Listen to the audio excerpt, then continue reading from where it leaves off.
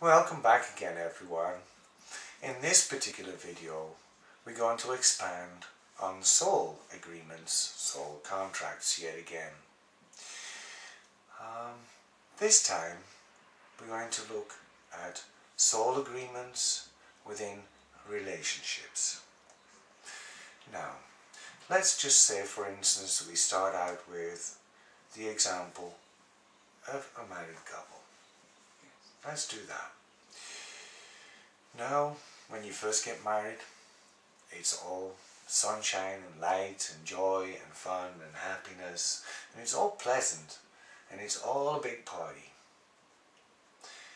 And then the soul agreements start to kick in after a couple of years. Yes. Some habits. The mirrors start to appear.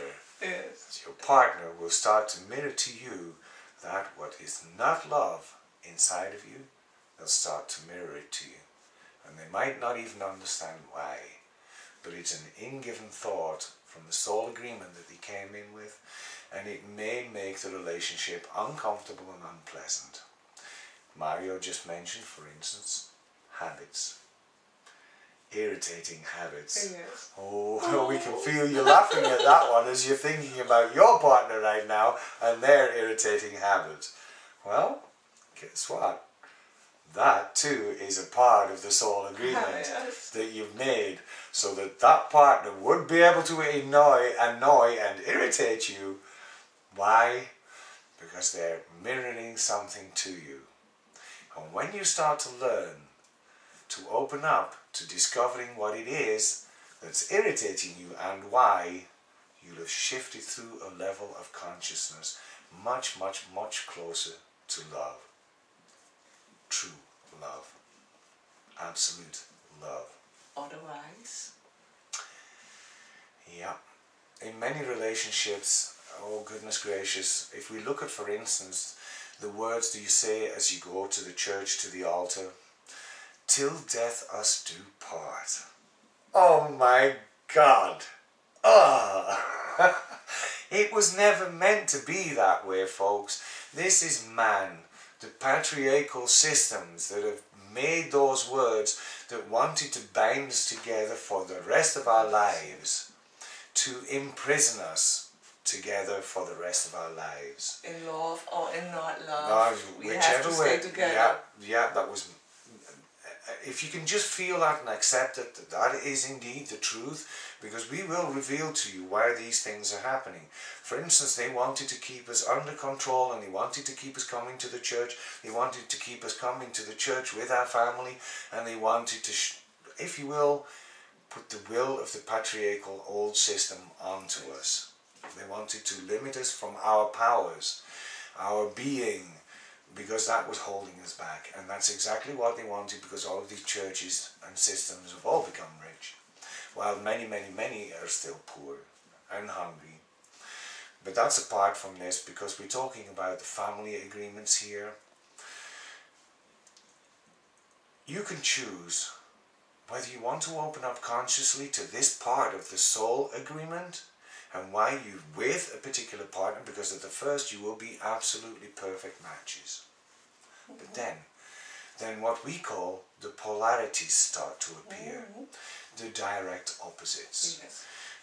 Understand, those direct opposites are also absolutely perfect, because as you start to accept that your partner is totally opposite than you with a particular subject, and you are at the other extreme of the polarity, as you understand that the reason that that was given to you was so that you could both communicate in love with each other, and start to integrate, if you will, both parts into each other, and bring it into the center and bring it into balance.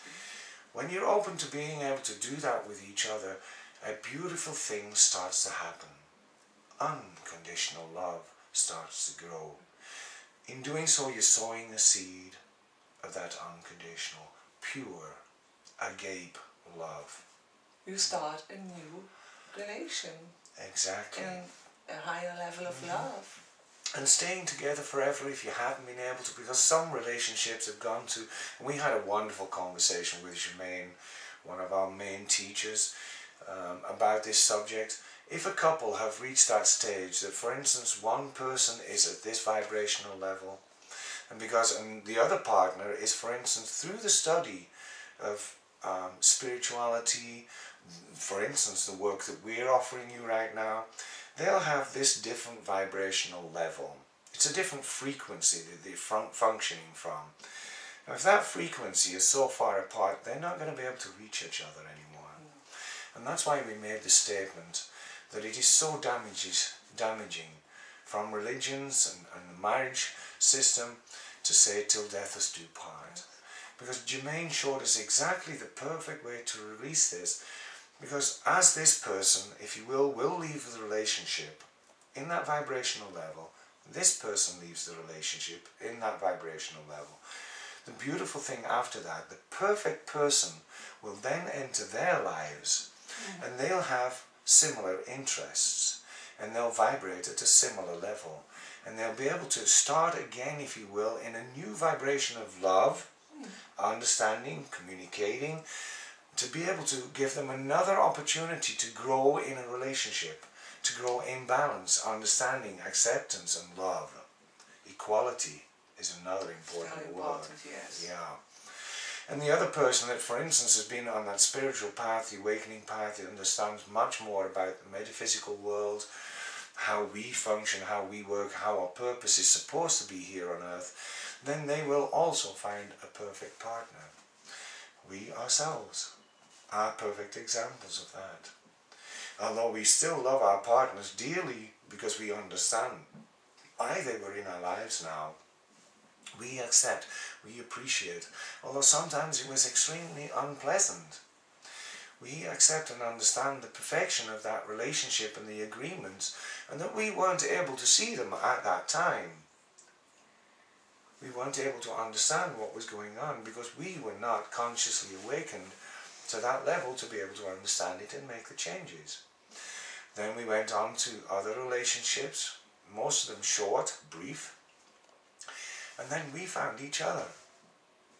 Mario on her spiritual path in her own perfect way, determined also to ascend in this lifetime through the work that she's doing, the knowledge that she has, the sharing, her sacred truth, her divine femininity.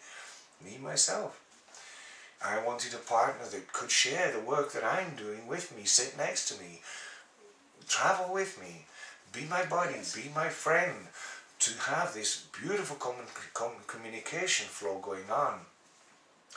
Conscious communication. Yes, we both choose for ascension in this lifetime.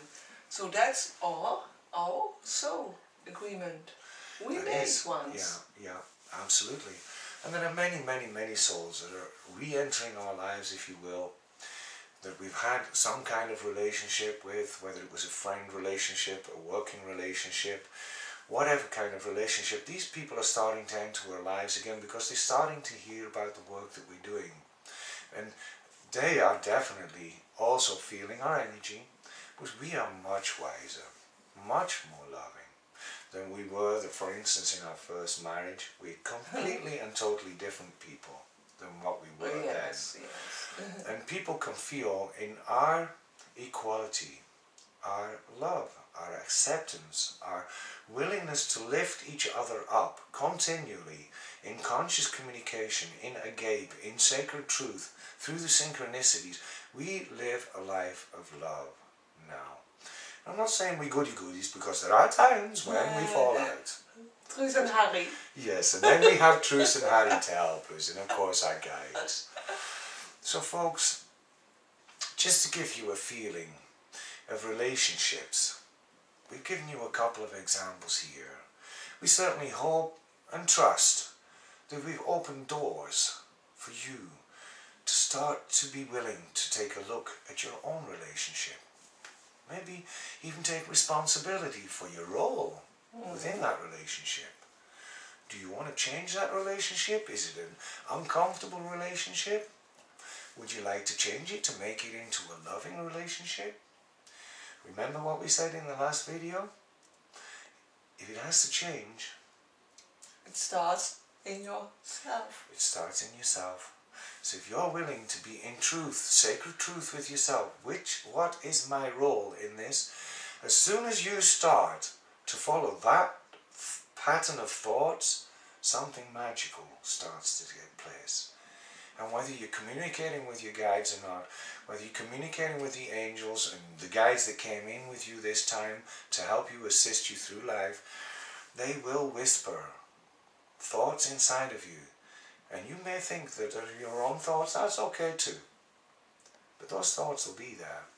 And those thoughts are being placed there to help you grow and understand. To love. Yes, exactly. To having a wonderful, passionate, loving, accepting, expanding relationship with each other.